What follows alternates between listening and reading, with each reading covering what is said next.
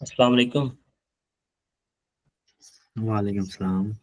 अच्छा जी, आज हम अपना नया टॉपिक शुरू करने लगे हैं।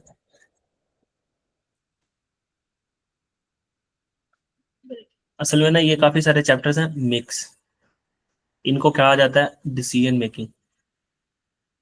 डिसीजन मेकिंग जैसे नाम नाम से जाहिर है कि कोई आपने फैसला लेना होगा। ठीक है। इसके अंदर जो हमने एक चैप्टर पहले पढ़ लिया ना वो था CVP, cost volume profit. CVP में बताता था कि भाई इतने यूनिट्स पे आप ब्रेक इवन हो जाओगे, इतने यूनिट्स आपको बनाने चाहिए। इसके बाद आपकी ब्रेक इवन, ये आपका पॉइंट था जहां अगर आप 100 यूनिट्स बना लोगे तो ब्रेक इवन यानी कोई प्रॉफिट भी नहीं होगा, नो प्रॉफिट नो लॉस वाली सिचुएशन पे हो गया। ठीक है। उसके बाद अगर आप यूनिट बनाते जाओगे तो आप प्रॉफिट कमाते जाओगे। फिर हमने पढ़ा था target profit to achieve, sorry units to achieve target profit. कि इतने यूनिट्स बनाओगे तो आपने जो टारगेट प्रॉफिट रखा होगा वो उसको आप क्या कर लोगे, अचीव कर लोगे। ये हमने सीवीपी में पढ़ा था। हम क्या कर रहे थे, इसमें डिसीजन कर रहे थे। इसी तरीके से डिसीजन मेकिंग के ना आपके पास और दो चैप्टर, तीन चैप्टर हैं। सबसे पहले उसमें जो चैप्टर नंबर है ना वो है रेलिवेंट कॉस्टिंग। जो आज हम रेलिवेंट कॉस्टिंग का यही कॉन्सेप्ट है उसको पढ़ने लगे हैं तकरीबन। अ, उससे थोड़ा समझ लो उसकी एक इन्हांसमेंट है ये।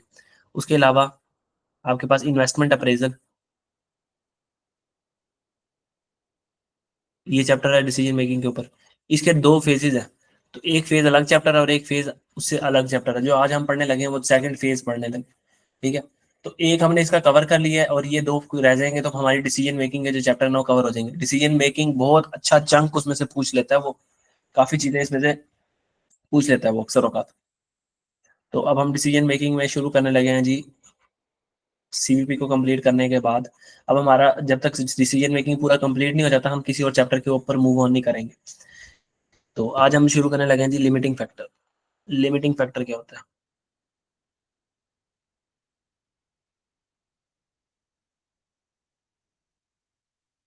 आवाज, पिक्चर, सारी चीजें क्लियर है? जी जी।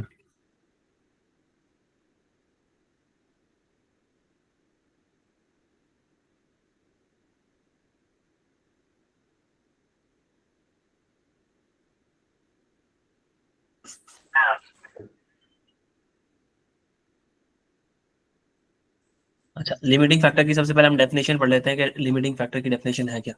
Limiting factor is a factor, limiting factor एक ऐसा फैक्टर है दैट लिमिट्स, जो लिमिट कर देता है दी ऑर्गेनाइजेशन एक्टिविटी। ऑर्गेनाइजेशन की जो एक्टिविटी है ना,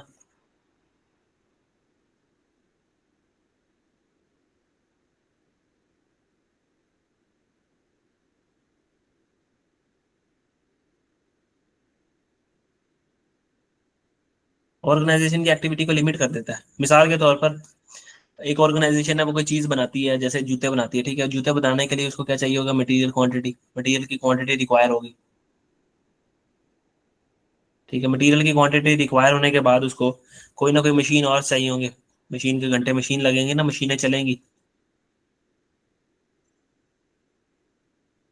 ठीक है। सेल्स डिमांड उनकी रिक्वायरमेंट होगी कि भाई जूते तभी बनाएंगे ना जब वो बिक सके। लेकिन उनके पास ना लेबर आवर्स नहीं है। मतलब उनके जो लेबर है ना वो जूते बनाने के अलावा बैग बना रही है, जैकेटें बना रही है। उनके पास लेबर आवर मौजूद ही नहीं है। ठीक है।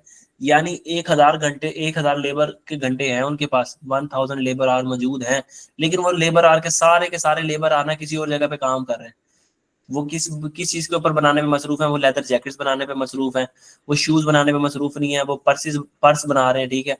वो स्कूल बैग्स बना रहे हैं, स्कूल बैग्स बना रहे हैं। तो हम कहेंगे कि अब जो लेबर आ रहा है ना ये एक लिमिटिंग फैक्टर है। इसने ऑर्गेनाइजेशन की एक्टिविटी को क्या कर दिया, लिमिट कर दिया। इसने क्या किया है, एक्टिविटी ऑफ ऑर्गेनाइजेशन को लिमिट कर दिया कि अब जो ऑर्गेनाइजेशन है ना वो बना नहीं सकती, क्या नहीं बना सकती, जूते नहीं बना सकती। अगर उसको नया ऑर्डर आता है तो वो क्या करेगी, जूते नहीं बना सकती। व्हाट इफ के सिचुएशन ये हो कि लेबर आ तो बहुत हो, लेबर आज तो हमारे पास काफी सारे हो।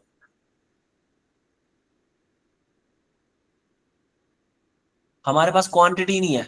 हमारे पास मार्केट में से हमें इतना चमड़ा ही नहीं मिल रहा, मटेरियल की इतनी क्वांटिटी हमारे पास है ही नहीं कि जितनी हम हमें हम किसी बंदे ने आके कहा कि मैंने आपसे ना 100 जूते बनवाने हैं। हमने कहा अच्छा 100 जूते बनवाने हैं, तो एक जूते पे ना समझ लो 1 मीटर चमड़ा लगता है, ठीक है, 2 मीटर चमड़ा लगा लो, 2 मीटर चमड़ा लगता है, तो 100 जूते बनाने पे ना 200 मीटर चमड़ा लगेगा। तो हमने देखा कि हमारे पास जितना भी चमड़ा पड़ा है ना वो पहले से ऑर्डर के ऊपर है, सारे ऑर्डर के लिए बस हमारे पास टोटल पड़ा ही 500 मीटर चमड़ा है, और वो सारे के सारे ऑर्डर जो हमने पहले लिए हैं मैंने उसके ऊपर लग जाएगा।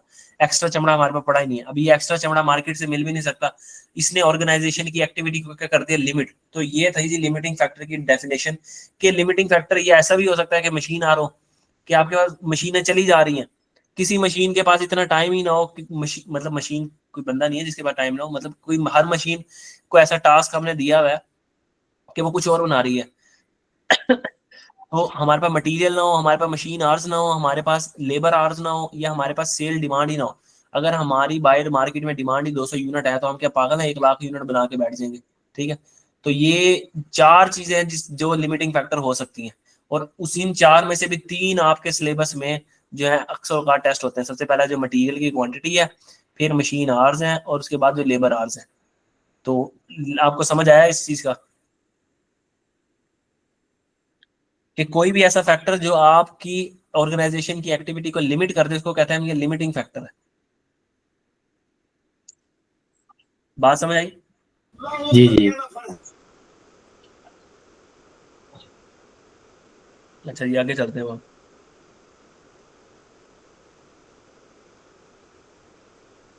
अब लिमिटिंग फैक्टर आ गया तो अब हमने क्या करना है, हमने ये देखना है सर एक हम फॉर एग्जांपल बना रहे हैं शूज, ठीक है, हम बना रहे हैं पैंट्स, चलो लेदर की प्रोडक्ट्स बनाते हैं हम सारी, हम बना रहे हैं जैकेट्स, हम बना रहे हैं बैग्स। तो अगर मैं आपसे पूछूं, मेरे पास इन तीनों का ऑर्डर आया है, इन तीनों का ऑर्डर आया, मुझे कौन सी चीज बनानी चाहिए? आपकी अकल, आपका दिमाग क्या कहता है, आप कौन सी चीज बनानी चाहिए? शूज बनाने चाहिए, जैकेट बनाने चाहिए, बैग बनाना चाहिए? अगर किसी अकलमंद बंदे से पूछे तो वो क्या जवाब देगा? आप क्या जवाब दोगे, क्या बनाना चाहिए मुझे?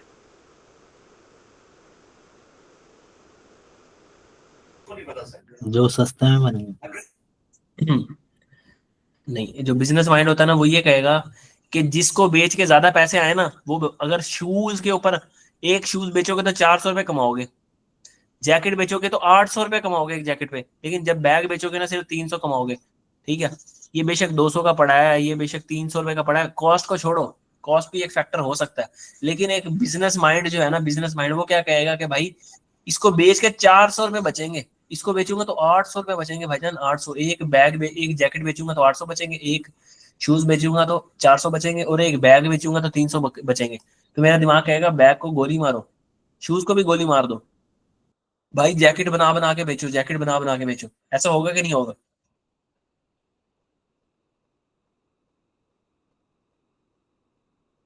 ऐसा होगा या नहीं होगा? जी जी, ऐसा ही होगा। ठीक हो गया, अब बस सुनते जाना बात। तो हमें यहाँ से पता लगा कि जिस चीज का कंट्रीब्यूशन हमें ज्यादा होगा ना, जो चीज हमें ज्यादा कंट्रीब्यूट कर रही होगी, कंट्रीब्यूशन की डेफिनेशन पड़ी थी ना, contribution is a thing that contributes towards the profit. जब हमें प्रॉफिट की तरफ कंट्रीब्यूट करती है उसको हम कंट्रीब्यूशन कहते हैं। और कंट्रीब्यूशन हमने सीवीपी में अच्छे तरीके से पढ़ी हुई थी, सेल में से तमाम वेरिएबल कॉस्ट को माइनस कर दो तो आपके पास जी कंट्रीब्यूशन आ जाती है, ठीक है। तो आपके पास आ जाएगी कंट्रीब्यूशन, सेल में से ऑल वेरिएबल कॉस्ट को माइनस कर दो तो कंट्रीब्यूशन आ जाती है। तो जिस चीज की ज्यादा कंट्रीब्यूशन होगी आप उस चीज को बनाओ, और जिसकी कम कंट्रीब्यूशन होगी उसको ना बनाओ। बस अब आपके पास एक लिमिटिंग फैक्टर आ गया। अगर आपको पता लग गया कि भाईजान शूज बनाने पे इतना चमड़ा लगता है, जैकेट बनाने पे इतना चमड़ा लगता है, और बैग बनाने पे इतना चमड़ा लगता है, ठीक है, और चमड़ा आपके पास थोड़ा है, तो अकलमंद दिमाग ये कहता है कि भाईजान जिस चीज की कंट्रीब्यूशन ज्यादा है वो चीज बना लो, जिस चीज की कंट्रीब्यूशन कम है वो चीज आप ना बनाओ, ठीक है। तो अब सबसे पहला काम, इसमें हम 7 स्टेप अप्रोच से चलेंगे। 7 स्टेप अप्रोच, ये स्टेप याद रख लो। इसका सवाल आज जो करवाने लगा ना और जो एग्जाम में आएगा ना बिल्कुल सेम टू सेम सवाल होगा, ठीक है। कोई भी इससे ज्यादा मुश्किल सवाल वो नहीं पूछेगा। ये बहुत आसान सी अप्रोच है, बहुत आसान सी अप्रोच। 7 स्टेप अप्रोच लेके चलेंगे। सबसे पहले भाई ये चेक कर लो कि आपके पास, आइडेंटिफाई कर लो आपका लिमिटिंग फैक्टर है क्या।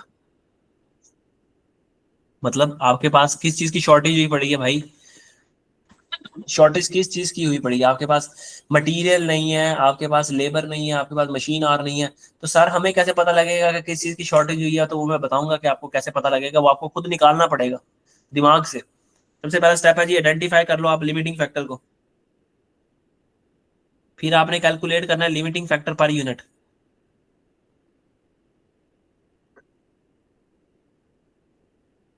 Step number 2। स्टेप नंबर 3 है आपका, आपने कैलकुलेट करना है कंट्रीब्यूशन पर यूनिट।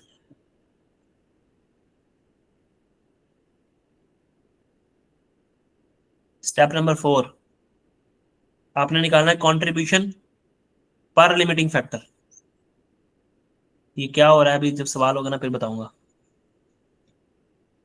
यानी कि जो आपका जो स्टेप नंबर 3 है, और स्टेप नंबर 2 का जो जवाब है, S3 का मतलब स्टेप नंबर 3 के जवाब को डिवाइड कर दो स्टेप नंबर 2 के जवाब पे, तो आपका जवाब आ जाएगा स्टेप नंबर 4 का। स्टेप नंबर 4 का जवाब किसके बराबर है? स्टेप नंबर 3 में जो जवाब आया उसको स्टेप नंबर 2 पे डिवाइड करके। अच्छा जी, पांचवा, आपने रैंकिंग करनी है भाई। ये ज्यादा पैसे कमा के दे रहा है, ये कम पैसे कमा के दे रहा है, रैंक कर दो। फिर उसके बाद ऑप्टिमल प्रोडक्शन प्लान बनाओ, कौन सी चीज बनानी चाहिए कौन सी नहीं बनानी चाहिए। घबराना नहीं, नामों से भी सवाल करेंगे ना तो पता लग जाएगा आपको कि इसके अंदर कोई भी दमखम नहीं है।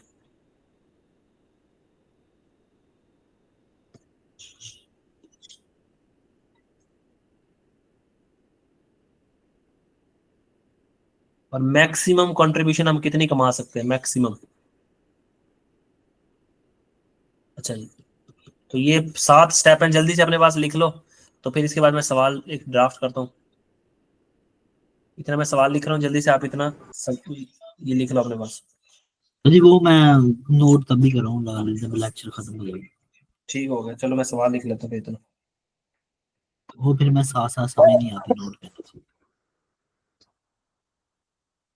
ठीक है जी, ये आ गई हमारी एग्जाम्पल।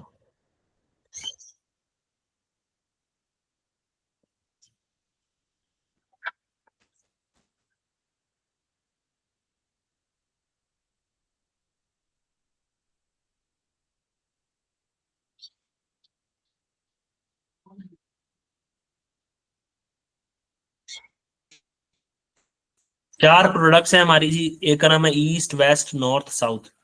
ठीक है, उनकी सेलिंग प्राइस हमारे पास दी हुई है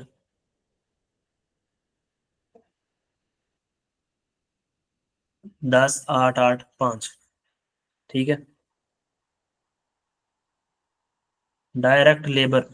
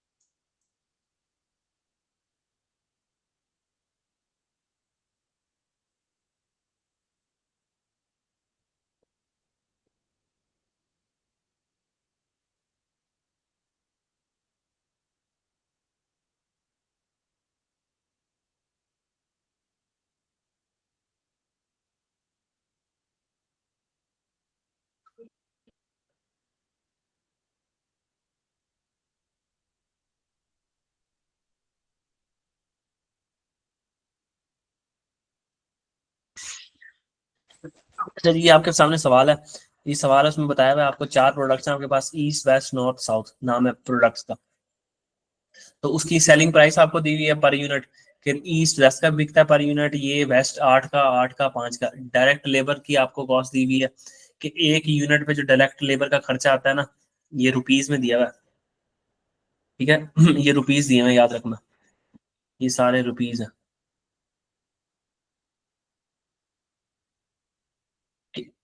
एक यूनिट पे ना, एक यूनिट पे 2 रुपए का लेबर आवर लगता है, ठीक है। एक यूनिट पे 4 रुपए का मटेरियल लगता है, और एक यूनिट पे 4 रुपए की कंट्रीब्यूशन आप कमाते हो।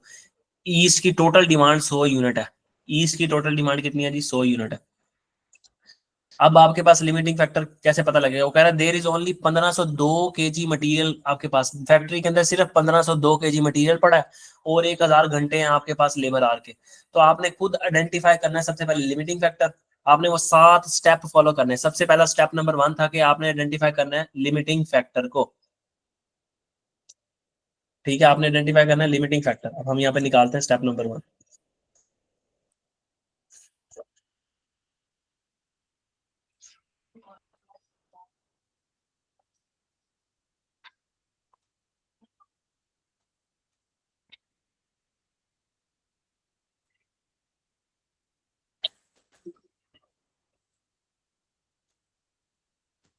तो हम इसके साथ ही सॉल्व कर लेते हैं ऐसे करके। तो हमारा जी स्टेप नंबर 1 था, सबसे पहले आइडेंटिफाई करो आप लिमिटिंग फैक्टर। अब हमने चेक करना है कि मटेरियल हमारा लिमिटिंग फैक्टर है या लेबर आर हमारा लिमिटिंग फैक्टर है। तो उसको चेक करने के लिए सबसे पहले हम क्या करते होते हैं, हम कैसे चेक करेंगे? अभी तो मैं ये करके दे रहा हूँ इस सवाल के अंदर, लेकिन हर सवाल के अंदर बाकी आपने खुद करना है। आइडेंटिफाई कर रहे हैं हम लिमिटिंग फैक्टर को। पहले हम देखते हैं कि क्या आया हमारा लिमिटिंग फैक्टर, मटीरियल है कि लेबर है। मटेरियल और लेबर दोनों ही है। ऐसा नहीं हो सकता कि आपके आपके सिलेबस में 2 लिमिटिंग फैक्टर नहीं हो सकते, दोनों में से एक होगा लिमिटिंग फैक्टर।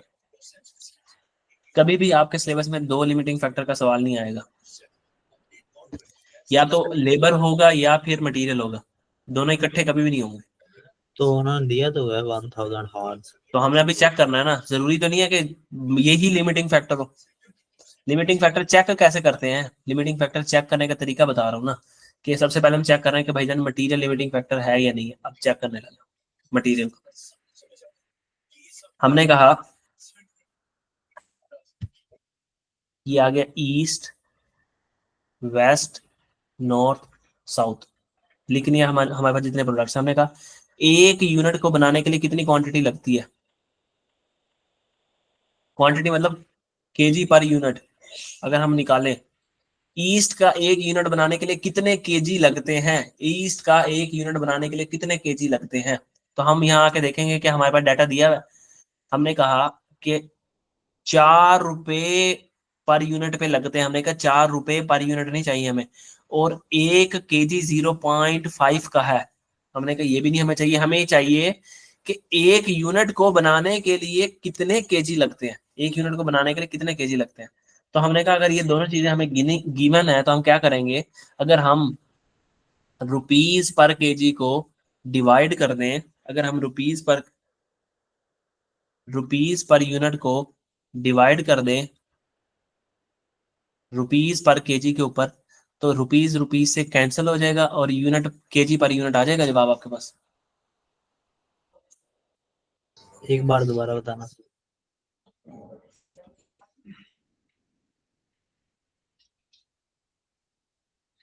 हमें चाहिए एक, अगर हमें ईस्ट का पता लग जाए कि एक यूनिट बनाने के लिए ईस्ट जो है ना, ईस्ट जो प्रोडक्ट है उसका एक यूनिट बनाने के लिए 2 केजी लगता है मिसाल के तौर पे, अगर हमें पता लग जाए कि उसका एक यूनिट बनाने के लिए 2 केजी लगते हैं, तो हमने उसके टोटल यूनिट कितने बनाने हैं, उसकी मैक्सिमम डिमांड है 100। तो हम कहेंगे एक यूनिट को बनाने के लिए 100 लगता है, 2 केजी लगता है, तो 100 को बनाने के लिए कितने लगेगा? 200। इसका एक यूनिट बनाने के लिए कितना लगता है, प्लस हमने इसके कितने यूनिट बनाने हैं, इसका भी निकल आएगा, इसका भी निकल आएगा, सबका निकल आएगा कि सारों को बनाने के लिए इतना केजी लगता है, और हमारे पास अवेलेबल 1502 है, सिर्फ 1502 है। तो मैं ये निकालने की कोशिश कर रहा हूँ। लेकिन मेरे सवाल के अंदर डाटा में ना, मेरे सवाल के डाटा के अंदर ना उसने ना बताया नहीं कि एक यूनिट को बनाने के लिए ना कितना केजी लगता है। यहाँ उसने पता क्या बताया भाई, ये देखो जरा, मैं इसको जूम इन करके दिखाता हूँ। यहाँ उसने बताया है, मैंने आपको पहले ऊपर लिख के बताया कि ये रुपीज पर यूनिट है, कि एक यूनिट बनाने के लिए 4 रुपए का मटेरियल लगता है। हमने कहा हमें ये ना बताओ कि 4 रुपए का मटेरियल लगता है, हमें ये बताओ एक यूनिट बनाने के लिए कितना केजी लगता है, केजी पर यूनिट बताओ। ये क्या दिया हुआ है उसने, रुपीज पर यूनिट। और ये क्या दिया हुआ है कि भाईजान 0.5 पर केजी, मतलब 1 केजी आपको 0.5 रुपए का मिलता है। हमने कहा हमने ये भी नहीं पूछा तुझसे कितने रुपए का 1 केजी मिलता है, तो हमें ये क्यों नहीं बता रहा भाई कि एक यूनिट बनाने के लिए कितने केजी लगते हैं। उसने कहा मैंने डाटा दे तो दिया, निकाल लो खुद ही। हमने कहा अच्छा हम निकाल लेते हैं। कैसे निकलेगा भाईजान, अगर आप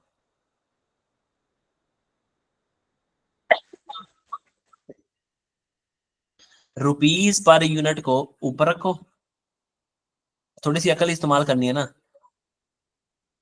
और रुपीज पर केजी पे डिवाइड कर दो, तो आपका ये जो है रुपीज रुपीज से कट जाएगा और ये उलट जाएगा बटा आपका, बटा उल्टेगा तो क्या बन जाएगा, केजी पर यूनिट। तो आपके पास जवाब आ जाएगा खुद ब खुद।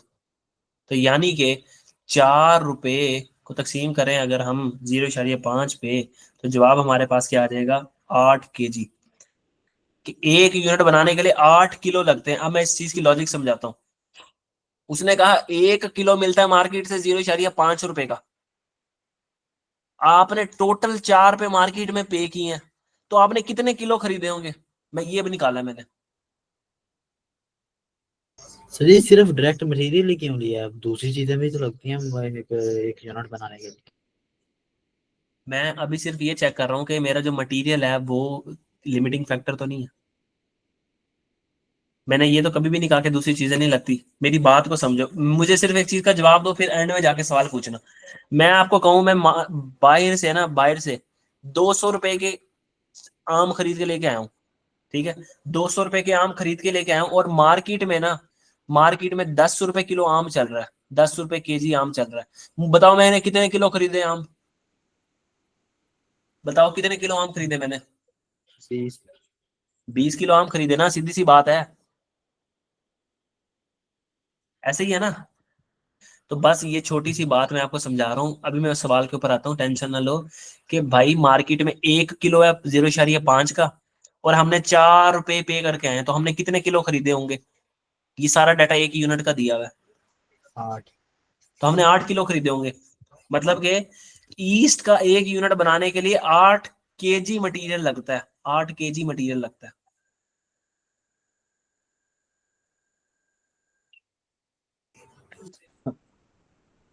और अगर ये चीज भूल जाए तो याद रखना, रुपीज पर यूनिट को रुपीज पर केजी पे डिवाइड करो तो आपके पास जवाब आ जाएगा।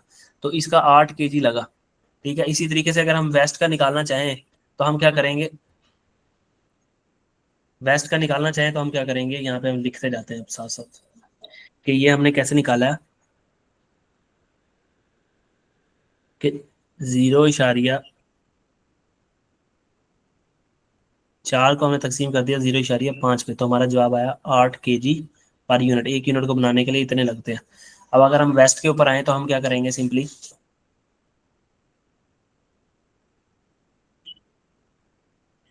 इस दो को, ये 2 है, इसको हम तकसीम कर देंगे 0.5 पे। हम कहेंगे 2/0.5। ठीक है। नॉर्थ पे आए तो एक को 0.5 पे तकसीम कर देंगे, 1 तकसीम 0.5। और इस पे आए साउथ पे, 0.5 को तकसीम कर देंगे 0.5। मैं क्या कर रहा हूँ, रुपीज पर यूनिट को rupees per KG per unit पे डिवाइड कर रहा हूँ, तो मेरे पास केजी आ रहे हैं, केजी पर यूनिट, एक यूनिट को बनाने के लिए कितना केजी लगता है। तो इसका आएगा जी 4 पर केजी। तो अभी आपको समझ आ जाना चाहिए कि इसको बनाने के लिए 8 किलो लगते हैं, इसको बनाने के लिए 4 किलो लगते हैं, इसको बनाने के लिए लगते हैं 2 किलो। ठीक है, 2 केजी लगते हैं, इसको बनाने के लिए लगते हैं जी 1 केजी। यहां तक बात समझ आई है। ये चीज उसने क्वेश्चन में बताई, बताएगा ना कि 0.5 केजी लिखते हैं पर हाँ, यूनिट ये के सब लिए। कुछ बताएगा आपको। नहीं तो अकल तो यूज कर लेना कि मैंने 1 किलो निकालना है, एक यूनिट को बनाने में कितने किलो लगते हैं ये निकालना है। अब मुझे पता लग गया ईस्ट का एक यूनिट बनाना ना, तो 8 किलो लगेगा एक यूनिट बनाने के लिए। मैंने ईस्ट के कितने यूनिट बनाने हैं? 100। मैंने कहा अगर एक यूनिट बनाने के लिए 8 लगता है तो टोटल इसके कितने कितने किलो लगेंगे? टोटल इसके 800 किलो लगेंगे। अच्छा, इसका एक यूनिट बनाने के लिए 4 किलो लगता है और हमने इसके यूनिट कितने बनाने हैं? 200। तो हमने कहा इसके 200 यूनिट हमने बनाना है, 4 दूनी इसके भी कितने लगेंगे? 800 केजी लगेंगे। ठीक है। इस नॉर्थ का एक यूनिट बनाने के लिए 2 किलो लगता है माल, तो 2 किलो अगर इसका लगता है, एक यूनिट बनाने के लिए कितने सॉरी, एक यूनिट बनाने के लिए 2 किलो लगता है और हमने इसके यूनिट बनाने हैं 100। तो हम कहेंगे कि एक के लिए 2 लगता है तो 100 के लिए कितने लगेगा? 200। 200 किलो। ठीक है। और इसका हमने कितना बनाना है जी? इसके हमने 150 यूनिट बनाने हैं और एक यूनिट को बनाने के लिए कितने लगते हैं जी? 1 किलो। तो टोटल कितना लगेगा? 150 किलो। अब ये 4 चीजें हमने बनानी है, इन चारों को बनाने के लिए ना हमें जितना जितना केजी रिक्वायर है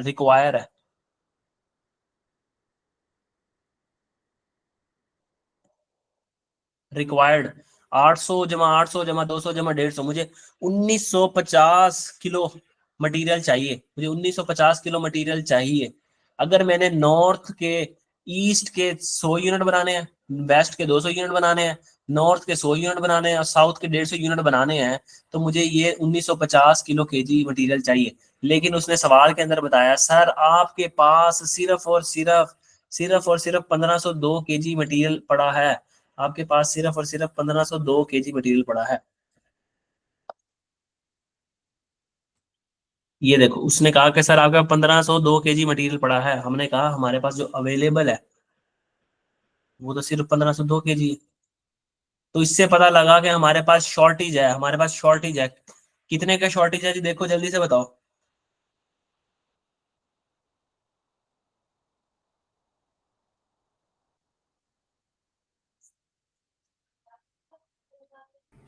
448।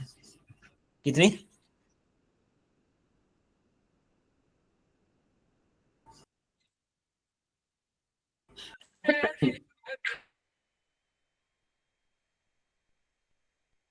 यहां तक बात समझ आई है? जी जी। तो अब हमें पता लगा कि हमारे पास जो लिमिटिंग फैक्टर है वो क्या है? मटेरियल है।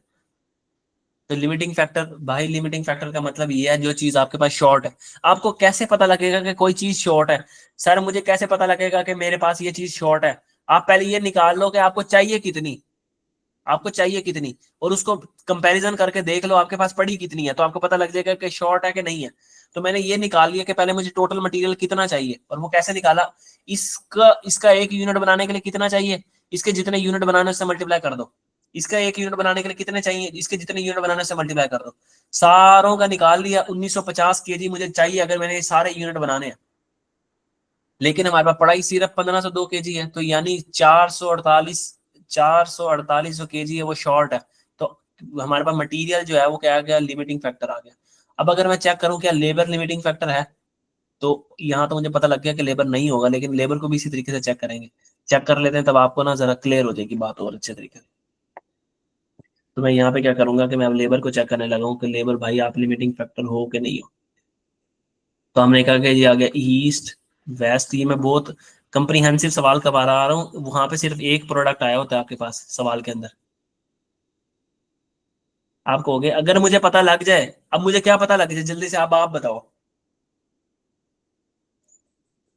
कि हाँ कितना वो मतलब पर यूनिट लगना है तो फिर मैं हाँ, मल्टीप्लाई। शाबाश शाबाश। एक लेबर आर पर यूनिट मुझे पता लग जाए ना कि एक यूनिट बनाने के लिए कितने लेबर आर चाहिए, तो मैं यहाँ कहूंगा टोटल लेबर आर निकाल लूंगा मैं, एक इसको यूनिट से मल्टीप्लाई करवा के। ऐसे ही है ना? इसको units, labour hour per unit पता लग जाए, इसको यूनिट से मल्टीप्लाई करूंगा, टोटल लेबर आर पता लग जाएगी कि टोटल लेबर आर इतने चाहिए मुझे।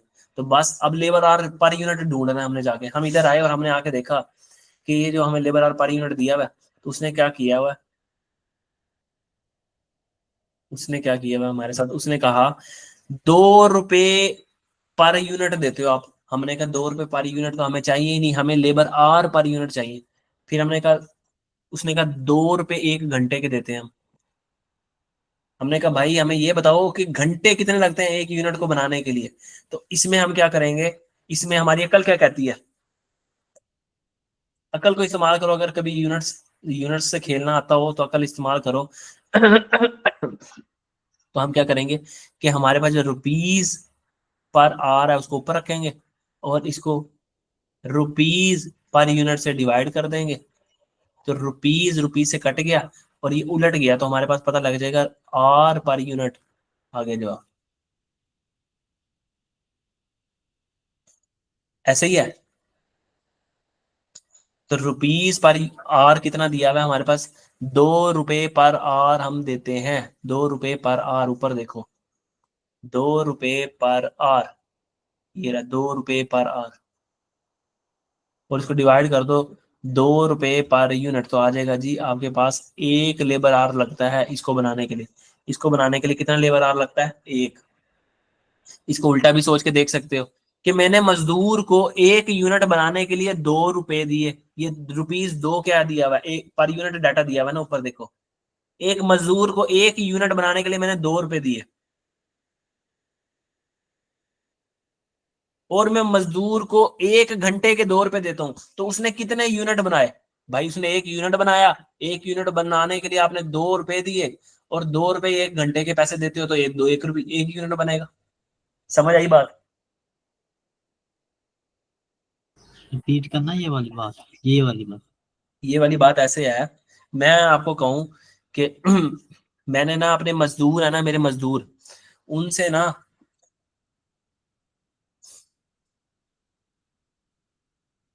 उन्हें मैंने 100 रुपए दिए, और उन्होंने ना उनको मैंने रुपीज 100 रुपए दिए, और उन्होंने ना मुझे 20 यूनिट बना के दिए। मैंने कहा इस जाहिद मुझे ना, मैंने मजदूरों को 100 रुपया दिया, उन्होंने मुझे 20 यूनिट बना के दिए हैं।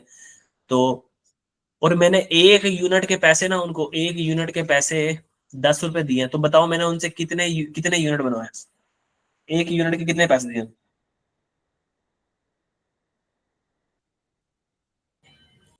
1 यूनिट के 10 रुपए दिए, 20 यूनिट उन्होंने बनाए तो उससे मल्टीप्लाई कर दें। हाँ,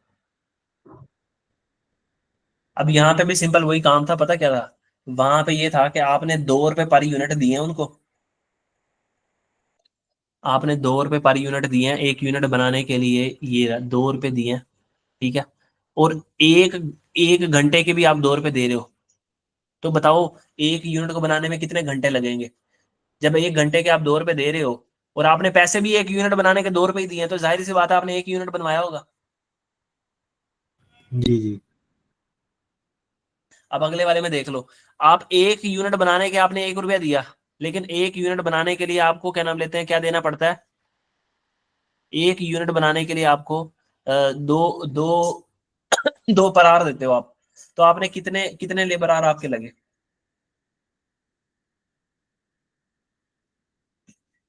नहीं समझ आई बात, अभी भी नहीं समझ आई।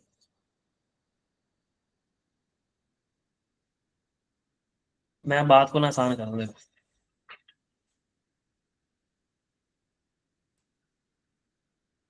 मैंने मजदूर को ना 1 यूनिट बनाने का 1 रुपया दिया, ठीक है। मैं 1 घंटे का ना, 1 घंटे का 2 रुपये चार्ज करता हूँ, मतलब 2 रुपये देता हूँ। अगर एक मजदूर 1 घंटा काम करे ना मेरे पास, 1 घंटे के मैं उसको 2 रुपये देता हूँ।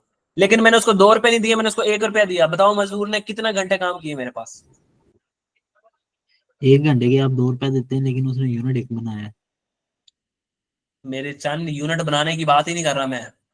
ये मैंने डाटा दिया हुआ है कि 1 यूनिट को बनाने पे लेबर की इतनी कॉस्ट आई। ये देखो ना कॉस्ट, ये रुपीज लिखा हुआ है, रुपीज पर यूनिट लिखा हुआ है। जब direct material, direct labour, direct overheads ये निकाल रहे होते थे, डायरेक्ट एक्सपेंसेस ऐड कर रहे होते थे, तो वो क्या होते थे।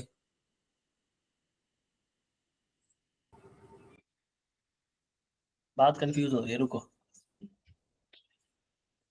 मैं ये देखो इधर छोटी सी बात सुन। जब यहाँ लिखते थे direct material, direct labour, direct expenses, आप कहते थे 1 यूनिट बनाने के लिए 2 रुपए का मटेरियल लगा, 3 रुपए का लेबर लगा, 1 रुपए की डायरेक्ट एक्सपेंस लगी। ये 2 रुपए का मटेरियल, 2 रुपए का मटेरियल पर यूनिट पे लगा, ऐसे ही बोलते होते थे ना। जी जी। डायरेक्ट लेबर 3 रुपए आपने दिए डायरेक्ट लेबर को 1 यूनिट बनाने के लिए। तो जी कोई जी। आपसे पूछ ले कि बताओ ₹3 जो आपने दिए हैं कितने घंटों के दिए हैं? तो वो 1 घंटे के। ऊपर लिखा हुआ था, वो उसने ऊपर लिखा हुआ था कि भाई, भाई जो मेरा 1 घंटे का रेट है ना, ₹2 पर घंटा है। ₹2 पर घंटा। एक मजदूर अगर 1 घंटा काम करे ना, मैं उसको ₹2 दूंगा। तो मैंने अब मजदूर को जो पैसे दिए हैं ना, वो ₹1 पर यूनिट दिया। ₹1 दिया है, सिर्फ रुपीज पर यूनिट। वो मुझसे ₹1 ले गया, तो इसका मतलब उसने 1 घंटे काम किया होगा ना। अगर उसने, सॉरी, उसने आधा घंटा काम किया होगा हमारे पास। जी जी हाँ। क्योंकि अगर उसने 1 घंटा काम किया होता तो ₹2 लेके जाता।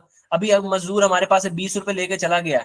ठीक है, तो हमने उस कितने घंटे काम करवाया होगा उससे?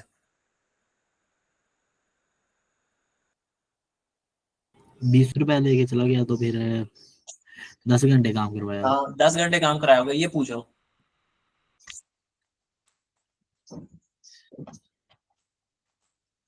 अगर ये चीज याद नहीं रहती ना, अगर ये चीज याद नहीं रहती, तो ना मेरा चंद, ये याद कर लो कि आपने ना कैसे निकालना है। आपने यहाँ पे क्वांटिटी पर यूनिट निकालनी है। जैसे आप यहाँ लेबर आर पर यूनिट निकालने की कोशिश कर रहे हो ना, तो लेबर आर पर यूनिट हमेशा निकलेगा रुपीज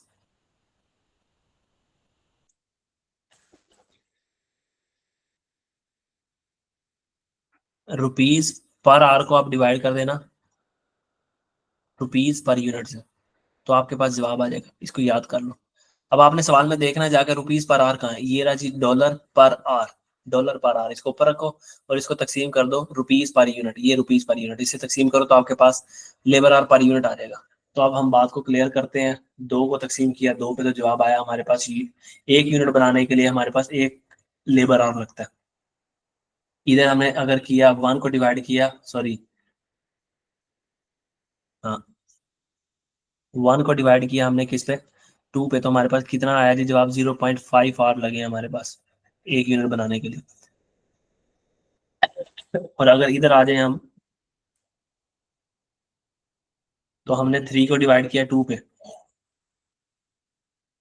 तो हमारे पास 1.5 आवर लगा 1 यूनिट को बनाने के लिए। और यहाँ पे अगर हम आ जाए तो हम 2 को डिवाइड कर देंगे फिर से 2 पे, तो हमारे पास 1 आवर लगा 1 यूनिट को बनाने के लिए। तो हमने ठीक है। इसके कितने यूनिट बनाने हैं? 100। इसके कितने यूनिट बनाने हैं? 200। इसके कितने यूनिट बनाने हैं? 100। इसके कितने यूनिट बनाने हैं? 150।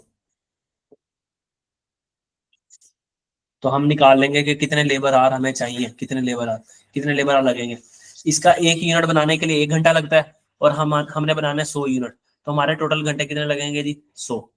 इसका 1 यूनिट बनाने के लिए आधा घंटा लगता है, और हमें यूनिट बनाने 200, तो कितने घंटे लगेंगे जी? 100।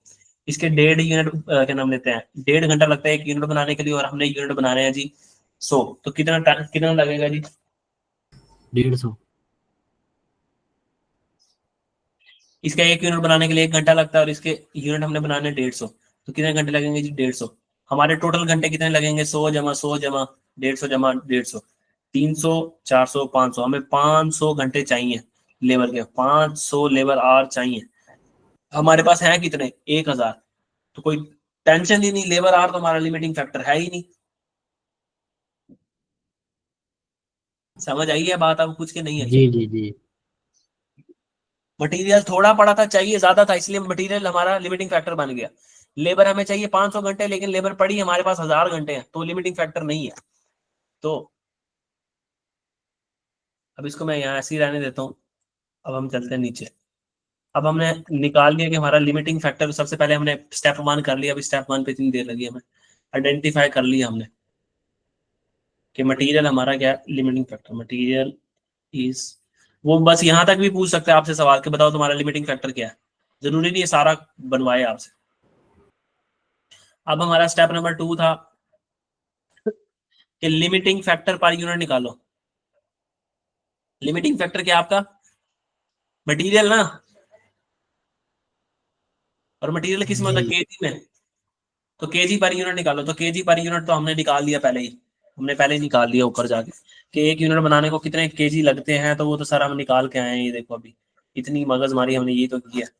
ये 1 यूनिट बनाने के लिए कितने लगते हैं? 8 किलो, 4 किलो, 2 किलो, 1 किलो। तो अब हम नीचे आ जाएंगे।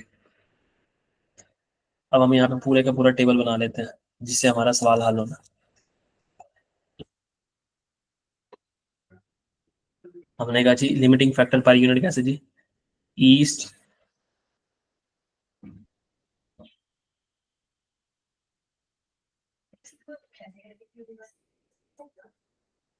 East west north south.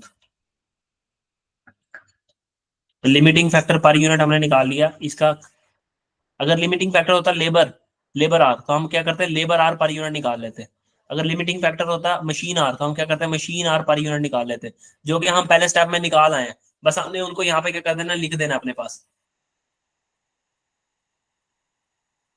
ठीक है चंद। जी जी। अच्छा जी, स्टेप नंबर 1 हो गया। स्टेप नंबर 2 हो गया हमारे पास। स्टेप नंबर 1 हमने मटेरियल आइडेंटिफाई कर लिया, लिमिटिंग फैक्टर। स्टेप नंबर 2 हमने आइडेंटिफाई कर लिया कि लिमिटिंग फैक्टर पर यूनिट निकालो।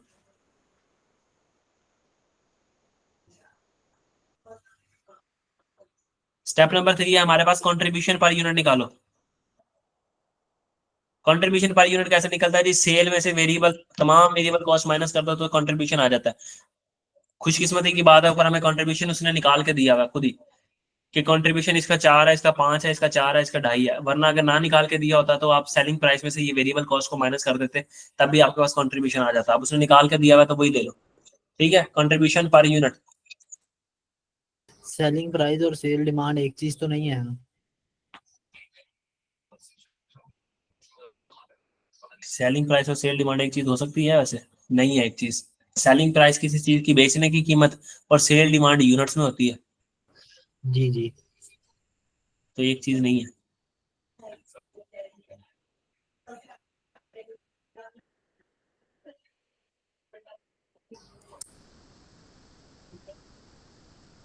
अच्छा जी, कंट्रीब्यूशन पर यूनिट अगर हम सवाल में से देखें तो हमें पता लग जाएगी कितनी दी हुई है।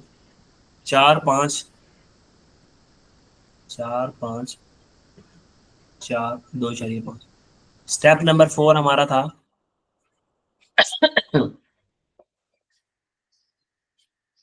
कि हमने स्टेप नंबर 2 में जो वैल्यू आई है और स्टेप नंबर 3 में जो वैल्यू आई है, स्टेप 2 में जो वैल्यू आई है उसको डिवाइड कर देना है किसमें, स्टेप 3 वाली वैल्यू से।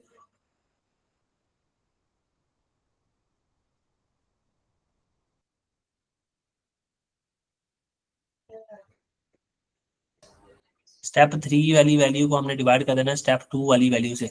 इसका जवाब क्या था, कंट्रीब्यूशन पर लिमिटिंग फैक्टर निकालो, कंट्रीब्यूशन पर लिमिटिंग फैक्टर निकालो। स्टेप 3 में जो जवाब आया, 4 को हम तकसीम कर देंगे 8 पे, तो हमारे पास क्या जवाब आ जाएगा।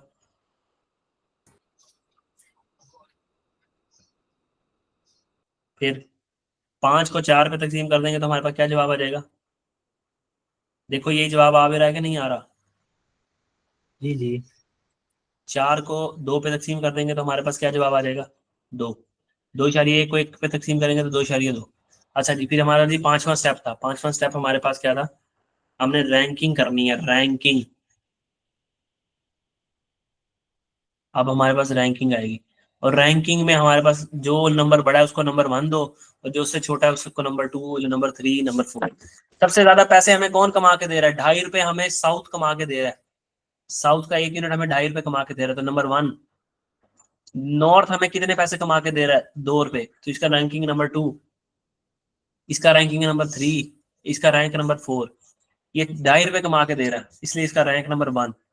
फिर उससे कम, फिर उससे कम, फिर सबसे कम। तो ये आ गया जी रैंकिंग। अब हमने बनाना है ऑप्टिमल प्रोडक्शन प्लान, कि भाई हम क्या करें, अब हम कितने यूनिट बनाएं। इसके बाद आपके सारे सवाल है ना क्लियर हो जाएंगे कि हमें ये हमने ये किया क्या।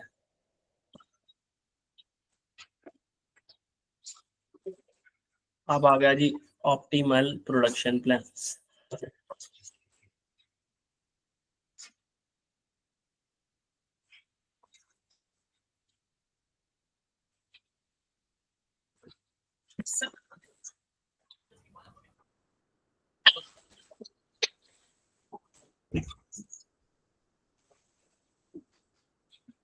ऑप्टिमल प्रोडक्शन प्लान ना ऐसे बनेगा, देखो हमने लिख लेना है कि हमारे पास अवेलेबल कितना है मटेरियल। हमने यहाँ लिख लिया 1502 kg हमारे पास अवेलेबल है मटेरियल। फिर अब सबसे पहले आपने क्या बनाना है, अब सबसे पहले आपने रैंकिंग के हिसाब से चीजें बनानी है। रैंकिंग के हिसाब से चीजें कैसे बनानी है, आपने कहना है कि भाई सबसे पहले बनाओ साउथ। ये जो साउथ है ना, और साउथ के हमने कितने यूनिट बनाने हैं ऊपर, जाके देखोगे ना तो ऊपर हमने साउथ के बनाने 150 यूनिट, 150 यूनिट हमने बनाने हैं। और एक यूनिट बनाने के लिए साउथ का केजी कितना लगता है पर यूनिट, ये दिया हुआ है केजी पर यूनिट। एक यूनिट बनाने के लिए 1 केजी लगता है। हमने 150 यूनिट बनाने हैं, एक यूनिट बनाने के लिए 1 केजी लगता है। तो साउथ के कितने केजी लगेंगे साउथ को बनाने में? 15, सॉरी 150 केजी लगेंगे। इसको माइनस कर दो। अब हमारे पास जो है ना, अब हमारे पास पीछे 1352 केजी पड़ा है। दूसरे नंबर पे सर हम क्या बनाए? अब दूसरे नंबर पे हम क्या बनाए? अब जी आप नॉर्थ बनाओ, क्योंकि रैंकिंग में नॉर्थ दूसरे नंबर पे है। अच्छा सर हम नॉर्थ बना लेते हैं। अब नॉर्थ में सेल्स डिमांड ऊपर जाके हमने चेक की तो हमें पता लगा कि नॉर्थ के 100 यूनिट बनाने हैं हमने, और एक यूनिट बनाने के लिए 2 केजी चाहिए। तो हमने कहा 100 यूनिट बनाने तो एक के लिए 2 चाहिए, तो जिसका 200 टोटल लगेंगे। हमने ये माइनस कर दिया यहाँ से। हमने कहा अब हमारे पास टोटल जो केजीज पड़े हैं ना, वो पड़े हैं 1152 केजी पड़े हैं हमारे पास। लेकिन अभी 2 प्रोडक्ट बनने वाली रहती हैं। अब कौन सा बनाए सर? नो, हमने साउथ भी पूरा बना लिया 150 का 150, नॉर्थ भी बना लिया, और हमने क्या नाम लेते हैं, अब बनाना है उसके बाद वेस्ट, क्योंकि वेस्ट का नंबर है तीसरा। वेस्ट के हमने कितने यूनिट्स बनाने हैं? ऊपर जाके हमने देखा कि 100 यूनिट्स बनाने हैं हमने वेस्ट के। एक यूनिट को बनाने के लिए सर कितना वेस्ट दरकार होता है? ऊपर जाके देखते हैं अभी।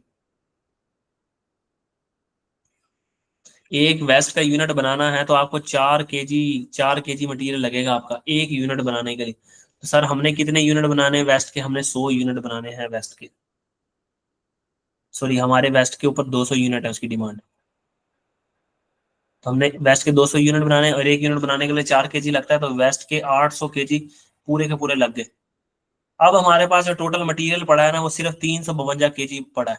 और अब हमारा एक पहली प्रोडक्ट है वो रह गई है बनने वाली, और पहली प्रोडक्ट का नाम था जी ईस्ट। ईस्ट भाई के हमने बनाने तो 100 यूनिट है, बनाने तो 100 यूनिट है, और एक यूनिट को बनाने के लिए ऊपर जाके देखेंगे कितने मटेरियल लगता है। 8 लगता है मटेरियल एक यूनिट को बनाने के लिए।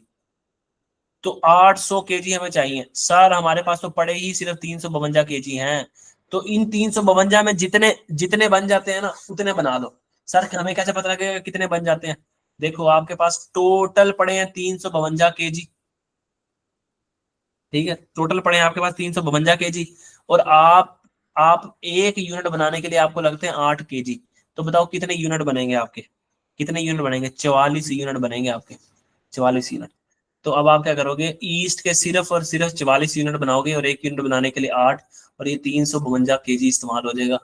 आपने सारा मटेरियल इस्तेमाल कर लिया, और ईस्ट के आपने 66 यूनिट बनाए ही नहीं, और 44 बनाए। तो ये था जी आपके पास ऑप्टिमल प्रोडक्शन प्लान। कि अब आप इस तरह से अगर आप बनाओगे ना, इस तरह से कि इसके सारे बना लो, साउथ के नॉर्थ के सारे बना लो, वेस्ट के सारे बना लो, ईस्ट के 44 बनाओ, तो आपका जो कंट्रीब्यूशन है वो मैक्सिमम आएगा। और किसी भी तरीके से आप करके देख लो, आपका कंट्रीब्यूशन मैक्सिमम नहीं आएगा। यहां तक समझ आई है तो बताओ। ठीक है। आ गई है? जी जी। अब हम बात को रिपीट करते हैं और इसको खत्म करते हैं यहाँ पर। मेरे ख्याल से ये ज्यादा हो गया। मैंने अभी इसके बाद मेक और बाय भी करवाना था, लेकिन पहले इसको हजम कर लो, फिर आज आप इसके ऊपर सवाल कर लो थोड़े। लिमिटिंग फैक्टर का क्या मतलब होता है? Limiting factor is a factor that limits the organisation activity. Activity, organisation की एक्टिविटी को जो लिमिट करते हैं हम उसको कहेंगे कि जी लिमिटिंग फैक्टर है। वो मटेरियल भी हो सकता है, मशीन आर भी हो सकते हैं, लेबर आर भी हो सकते हैं, ये सेल डिमांड भी हो सकती है। इसको 5 स्टेप मॉडल की अप्रोच से हमने सॉल्व करना है। पहला स्टेप आपने आइडेंटिफाई करना है लिमिटिंग फैक्टर को, limiting factor per unit calculate करना है, फिर कंट्रीब्यूशन पर यूनिट कैलकुलेट करना है। चौथे स्टेप में आपने कंट्रीब्यूशन पर लिमिटिंग फैक्टर निकालना है। फिर आपने रैंकिंग करनी है, कौन सा पहले बनाए, कौन सा दूसरे नंबर पे बनाए, कौन सा तीसरे नंबर पे, कौन सा चौथे पे, कौन सा पांचवे पे। इसकी एक्सप्लेनेशन मैंने आज दे सकता था लेकिन मैंने नहीं दी, क्योंकि एक जगह पे आप काफी कंफ्यूज हो गए हो। तो एक्सप्लेनेशन मैं बाद में दूंगा कल कि ऐसा क्यों कर रहे हैं हम।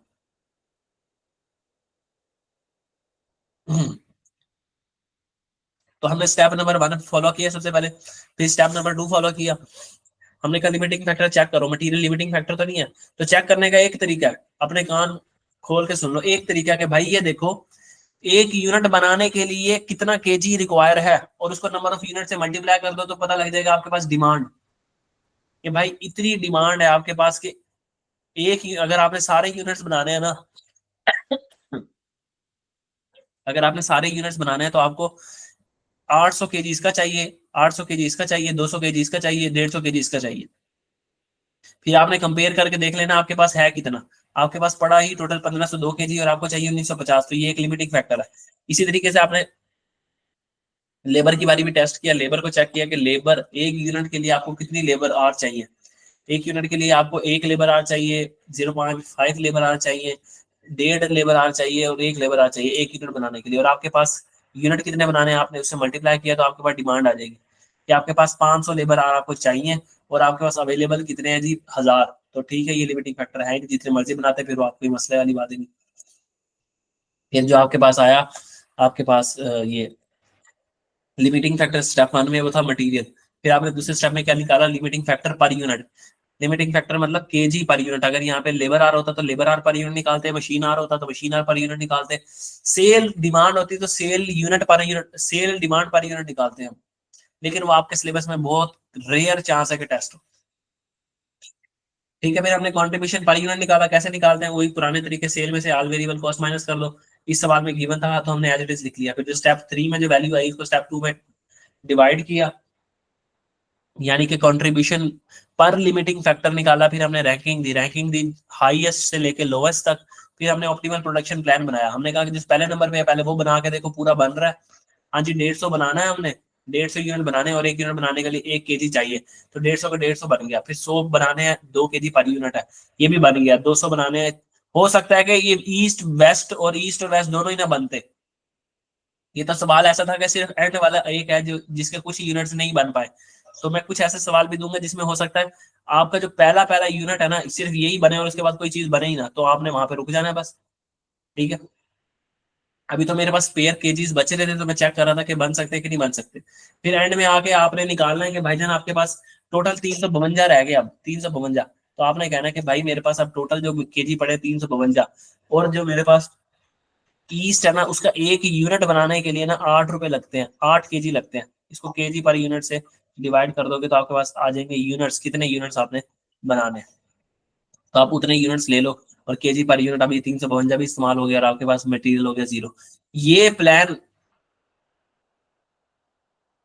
ये प्लान अगर आप लेके चलोगे, इसके नॉर्थ के 100, इसके 200, इसके 44 और उसके भी 100 बनाओगे तो आपके पास कंट्रीब्यूशन मैक्सिमम आएगा, वरना किसी और सिनेरियो में आपका कंट्रीब्यूशन मैक्सिमम नहीं हो सकता।